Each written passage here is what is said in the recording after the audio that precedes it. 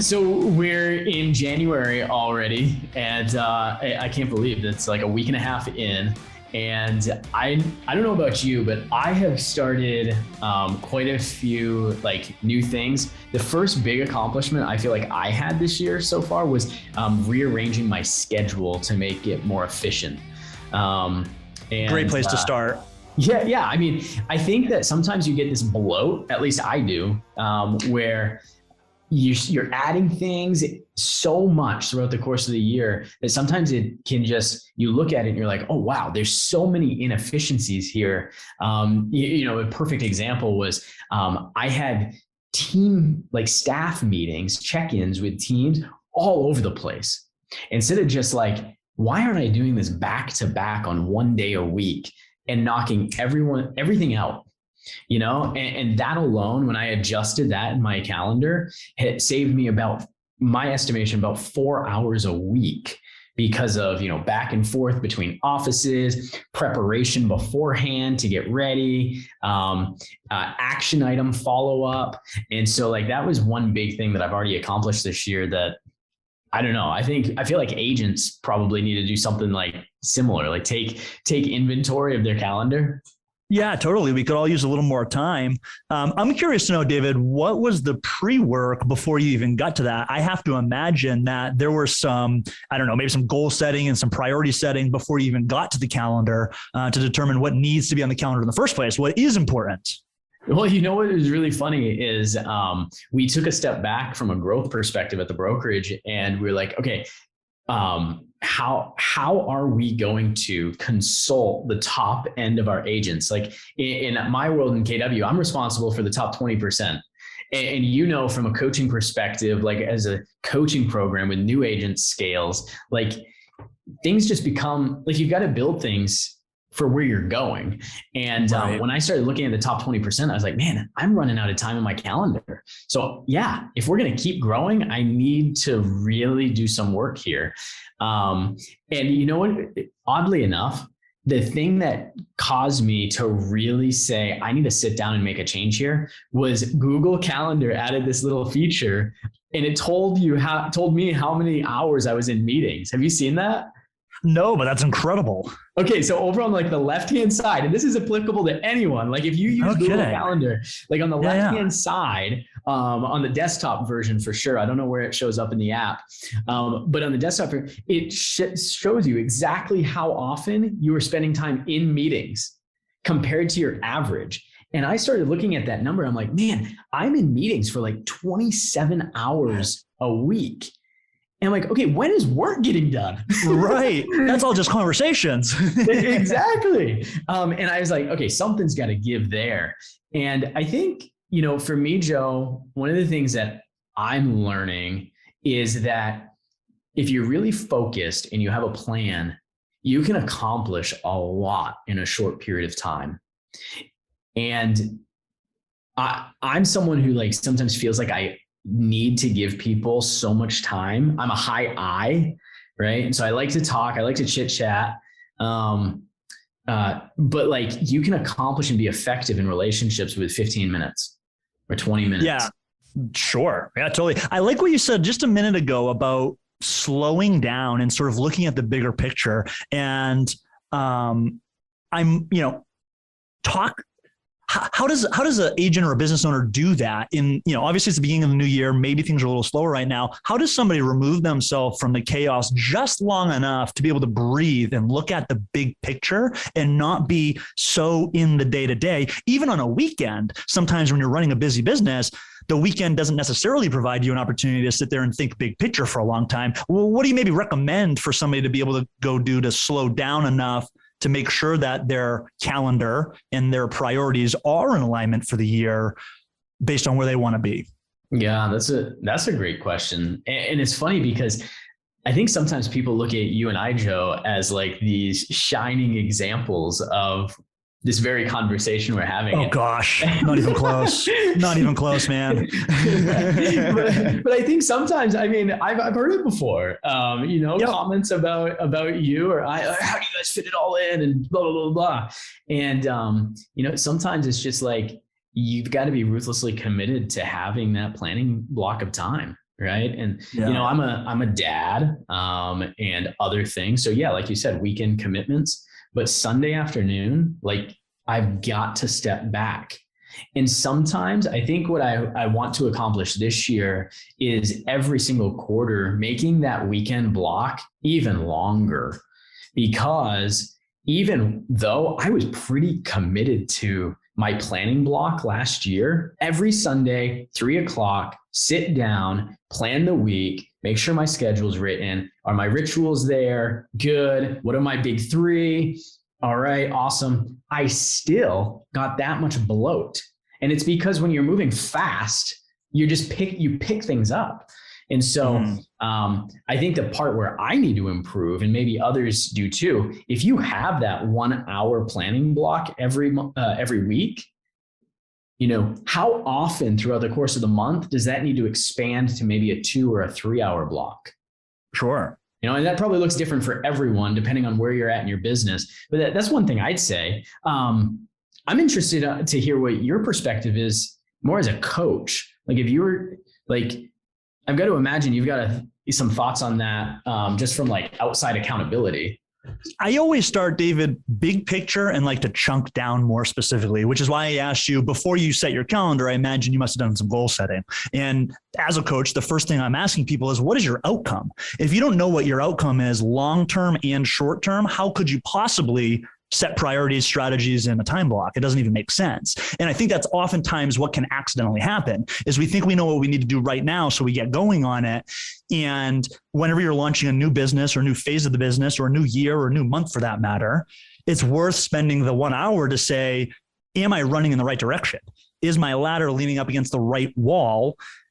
Big picture, is this getting me closer to my someday goal? Okay, yes. Now let's chunk that backwards. I'm a big fan of reverse engineering the numbers.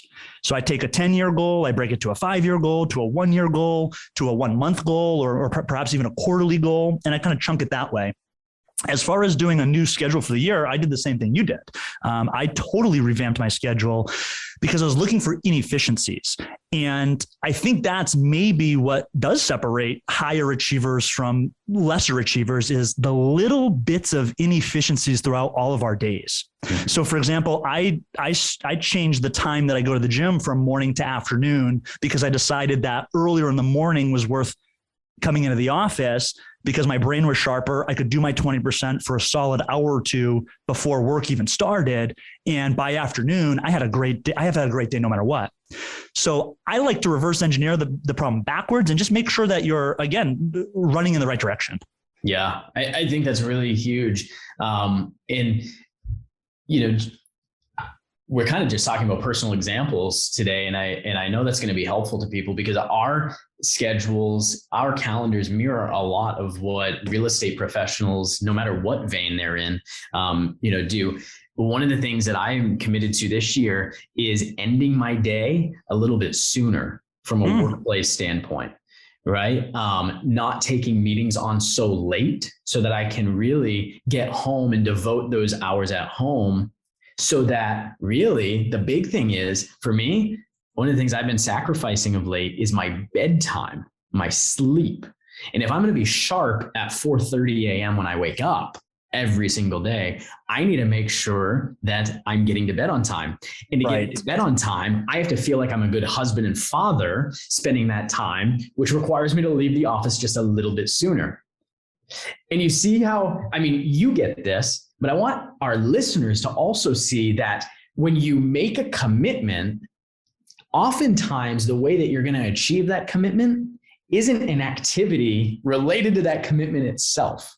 It starts way before that. Right. And I'm doing a lot of work right now with agents that I coach specifically on their morning routine. And I know it's something that gets harped on a lot. However, if you show me that beginning of your schedule, like you said, Joe, for you, it was moving your workout and creating a tighter packed, sharp period of time that you can focus on your 20%. Like if that's not dialed in, nothing else throughout the day is going to be dialed in. Yeah, exactly. You're honing in right into the root cause of the efficiency. Like you just said, it's not the time you're actually waking up. You had to reverse engineer it all the way to 16 or 18 hours before you wake up to find the root cause of what's going to allow you to be successful. And that's, David, I think where maybe people get stuck sometimes is think about that level of intentionality in your thinking. Like it must have taken you some time to sort of connect those dots and walk through it and then make a plan. And I think sometimes people would rather just focus on the task at hand instead of saying, well, if I just spent 1 hour looking at my next week, I could get twice as much done in those 40 hours than if I just wing it. Yeah, totally. And that's the idea. Like I imagine there's some people listening right now saying, well, David, how can you leave work early? I know you have all these big goals and these big ambitions. How can you do that if you leave work earlier? Well, you just explained how you're going to be a better person, father and husband, and be more prepared the next day. Also, what this is going to do is going to hold you accountable to the time that you are at work. There's going to be no more random conversations and wasted time dilly-dallying. You're going to get the job done in the amount of time you have because you have to. Right. Because work expands to fill the time allowed, right? That's and it. I don't care how high of an achiever you are, whether you just made your first million or you've been making millions for years on end. Like if you do not have that level of intentionality to go through and carve the things that need to be carved, you will get bloat. It's just a natural, like I think about this kind of in the same vein as, the principle of entropy, right? That like things are constantly breaking down. And the same thing I think occurs in our schedule. We can have a calendar and a schedule that is just dialed in, beautiful, efficient, effective, all the things. However, over time, that's going to break down. Sure. Because of the speed of business and things change. And so we need to be able to get in there and surgically adjust things. I think that's right. Where the value of a coach or a consultant really comes in as well, because I've said before, I think I've said on this podcast before, like blind spots by their very nature, we're blind to them, right? Right. And so the value of having someone like you, Joe, look at my schedule or me look at yours becomes extremely important. And so the question becomes for the real estate professional out there, who is it that's doing that for you? Yeah, absolutely. Right? Well, and not only do I love that idea for the blind spot recognition, but also, we talk about accountability, right? And we talk about how by human nature, we're less likely to let other people down than we are ourselves. If you think about it, we let ourselves down more often than anybody else. How often do I'm going to do this, I'm going to do that, I should go do this, and we don't follow through. So we're sort of, to some sense, as silly as it sounds, used to letting ourselves down. And so when I commit to a spouse or a friend or even just a business partner intentions, even if you're not hounding me about it, in the back of my head, I'm thinking, I made this commitment. David knows it's a commitment. I want to get it done. I want to follow through. I don't want to be a disappointment. And so there's that little level. So I just want to add on to what you just said. Who in your life are you verbally expressing your plans to in a way that is going to help you become more effective? Because nobody loves accountability, yet we are all far more effective with it. Yeah. Couldn't have said it any better myself. I mean, so schedule and time management, I mean, that's something that a lot of people are, working on right now. Focus. I hear so many people saying like my word of the year is focus. Love that.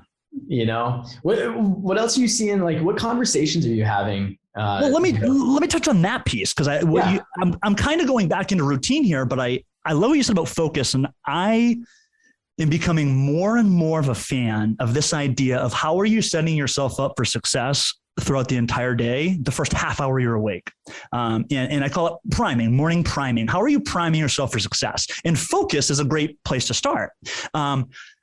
What are you doing before you ever leave to go to the office that's going to allow you to be the most focused once you get there? What are the thoughts you're having, the stories you're telling yourself, the information you're consuming, right? Are you going straight to Facebook and looking at your notifications, or are you processing through something slightly more productive? Maybe what you're grateful for, or your intentions for the day, or, 3 outcomes that you intend to achieve.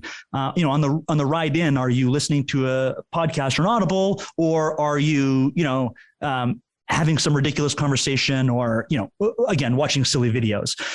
So my point there is part of what I've implemented quite a while ago is this morning routine where I spend just 10 or 15 minutes just by myself quietly, going through a certain ritual. You mentioned ritual earlier, and all my ritual consists of is, it's almost like a meditation. However you define meditation, I think about a couple of things, 3 things that I'm grateful for. I think about 3 outcomes that I intend to achieve. I give gratitude to other people. This is all just in my head, right? Mm-hmm. And then I remind myself why I'm doing what I'm doing. I literally have written down 3 or 4 sentences. I wouldn't call them necessarily affirmations. They're more just reminders to myself. And so when I recite these words and these passages, I'm conditioning my brain for success so that when I get to the office, it's so easy to identify a distraction versus a top 20% activity because I just reminded myself about it. It wasn't like I, set my goal 90 days ago and have since forgotten. It's revisiting that intentionality around revisiting what you want to do. And we've talked before about the reticular activating system, the part of your brain that tells you what to pay attention to. Yep. When you do this morning routine, as you go throughout your day, your brain now knows what to focus on. And so, you mentioned focus. That's why I wanted to dive into that, because I think it's such a great way to start everybody's day. 10 minutes. Well, I'm glad that you did. It made me think about one of the things that we're doing with the team at the brokerage this year is it's so funny because have you ever heard the analogy that like the electrician never has lights in his house? Yeah, like, or similar versions, sure. Yep. Yeah, right. Like a lot of times, like what we focus on in our work is a thing that gets left undone in our personal life, I guess is kind of the way that we'd say it.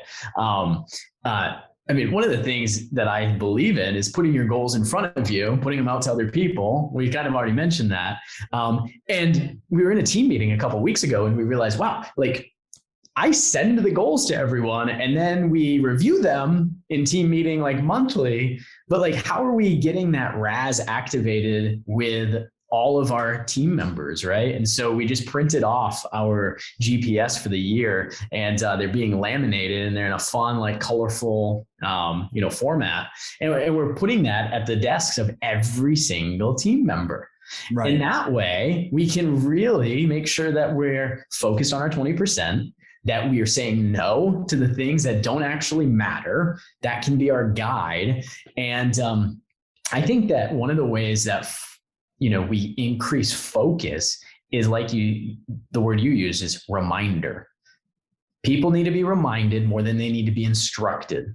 Right. And that's the same for our own brains. How often do we forget the actual goal that we had for the day? Right. I've done savers for quite a while now, the routine from the Miracle Morning. Yeah.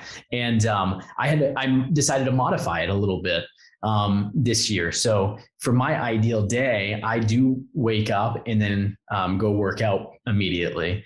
And so the silence portion of savers, which leads that off, is really silence on the way to the gym. And that's actually just a slight tweak in my my routine. A lot of times the ride from the house to the gym was KTAR, which is the local like news radio affiliate. And I don't need to listen to COVID updates for 15 They're not minutes. filling your head with anything productive. 100%. So why don't, and previously my silence portion was at home, which is great. However, why don't I replace this noise with silence here and create an additional 10 minutes of efficiency in my morning? Right? There you go. Now you're not wasting any time. You're doubling down on activities, driving and getting your silence simultaneously. Exactly. And so it's just those little things that I think are going to make a big difference for my performance this year. And it's probably something smaller than you think that's going to make a huge impact for your performance out there this year as well. Let me piggyback off that, because you mentioned, the idea of why do people not always follow through or take action? Why are some people listening right now and saying, I really don't want to publicly tell anybody my goals or intentions. And so perhaps it's worth looking inward and saying, well, why are you hesitant? What's the apprehension? And that goes sort of right back to, well, what's the reason you're doing it in the first place? And I think sometimes the reason that New Year's resolutions, for example, don't get followed through with is because there wasn't actually a commitment made in the first place. There was I should do this. I'd like to have that. It'd be great if I did this, but there wasn't an actual decision. And to decide literally means to cut off all other options, right? To burn the boats. And so I encourage our listeners to look at your goals and your intentions for the year and for the quarter and say, have you actually decided on that outcome? Or is it just something you'd like to have? Because here's what's going to happen. Your standards are ultimately going to determine your follow through, right? So if there's something that you want bad enough and you know why you want it and you have all the reasons, you can convince yourself to do anything if you have enough reasons. Right. You see people, you hear stories of people all the time that, maybe don't make a lot of money until they have a health issue or until a family member has a health issue. Then they go find a way to make the money because they have enough reasons to go do it. Right. And so I encourage people to look at their reasons and ask themselves, have they actually made the commitment to the follow through, or is it just something you'd like to have? Because if you'd only like to have it, your standard is going to be, well, I'd like to have a great muscle beach body, but it's not a must. It's not a standard. And so as simple as it sounds, sometimes just simply raising our own standards of ourselves, our own performance might be that extra inch that it takes to move across the finish line. Yeah. I mean, you really just have to, you have to be in touch and honest with what you really want. Like when a health crisis hits and you need the money, like you want that person in your life and you're going to do anything at all costs to make sure that is accomplished. It's kind of a silly example, but I was listening to you're going to be like, David, where the hell are you going? But do you know Antonio Brown? Did you see like the Antonio Brown thing a couple of weeks ago, the wide receiver from Tampa Bay Buccaneers? For anybody that didn't, why don't you give us a quick update? Okay, yeah. So a couple of weeks ago, Antonio Brown took off his shirt and pads and everything in the middle of a game, walked across the field while both teams were actually in play, and just left. He threw his jersey and helmet into the stands and kissy faced everyone and just left the team. He was later released. Okay. But anyway, it was huge news. Okay. Huge news in the sports world. This guy totally breaks. He's a top receiver in the league and everything. And the first interview that AB granted was not with one of the major news outlets. It was with this podcast on YouTube called the Full Send Podcast. And at the beginning of that podcast, here's where it comes full circle. At the beginning of that podcast, one of the co-hosts asks the host, they're like, dude, how did you beat ESPN? How did you beat CNN, NBC, right, and just lists all the things? And how did you score AB for us? And he said, I wanted it badder. More, right? Yeah. He's like, I can guarantee you those people weren't up 18 hours or the last, 48 hours on the phone or whatever, making all the calls and the connections. And that was that was a big deal to get that first interview of a major superstar. Oh, sure. And at the end of the day, it was all in the desire. Yes. How much desire do you have? And I'm leading a book club with some of our top agents right now. And we're going through Think and Grow Rich by Napoleon Hill. And the very outset of that book is all about desire. And he talks about this concept with the universe of having faith. And that faith really manufactures a desire. And when that desire is deep in your soul, the universe responds by giving it to you. And, as I continue to grow in business and in life, I believe that concept, man. 1,000%. David, I want to leave our listeners with this since you brought up books. I was in elementary school, read a phenomenal little book called Stone Fox. And that's where I learned the passage, as simple as it is, where there's a will, there's a way. Right? If you have the will to achieve, there's a way to succeed. Yeah. And I like you, I live by that. If I want it bad enough, there's a way to figure it out. Real estate agents come into the industry as rookies every year, and some are hitting $300,000, $400,000, $500,000 in GCI. Some land the end of the year with a big old goose egg. What's the difference? It's not necessarily talent or time, it's desire. Yeah. Because where there's a will to succeed, there's absolutely a way to do it. And you try one way, it doesn't work, you try another way. That way doesn't work, you try another way. If you can't find the right way, you build the way. That's what somebody who has enough reasons, that's the kind of self-language they have. Not, it's not going to work in this market. It's not going to work for me. I'm too new. I'm too old. I'm too young, etc. Those are all those limiting beliefs. And so get rid of those and remember, where there's a will, there's a way. Yeah. So all in listeners and community, let this be the year of willpower that leads to huge results. You've got this. And Joe and I will be here each and every week, bringing you valuable content to help you achieve and surpass those goals and go all in on the life that you desire. Joe, it's fun to be back in the studio with you, having relevant conversations about high level achievement. And I look forward to chatting with you next week. Absolutely. And David, if our listeners want to request a special guest, where would they do that? How could they get in touch with you or I to let us know about a recommendation for a guest?